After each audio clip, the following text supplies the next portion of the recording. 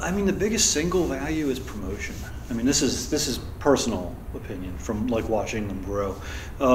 It's really like when we were doing the first one, you know, from an administrative background, watching lots of projects that don't turn out especially well, especially when state and city gets involved in making a neighborhood better. They tend to not turn out that well often, you know, which is normal actually. I mean, that's kind of the ratio of how you create.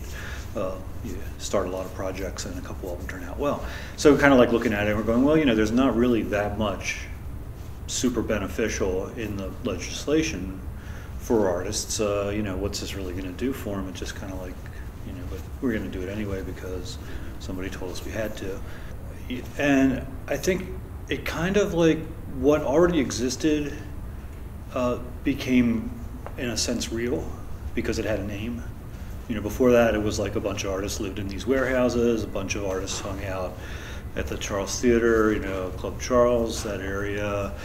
You know, these things were all kind of like already existent. Certain things happened afterwards. I mean, one thing that kind of happened was that, I guess, you know, certain people came into the neighborhood, you know, people like Sherman Mark coming in and buying the load of fund space, Mike Schechter kind of taking over from his father with his properties and becoming, you know, more kind of energetic in the arts development.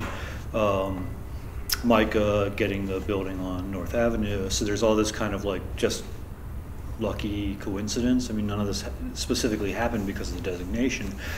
So what's it do? Mostly, it's kind of the example of being a pessimist who's been administrator for too long, maybe. You know, it actually did the thing that you never really hope to see or get to see very often, which is, you know, create a mystique.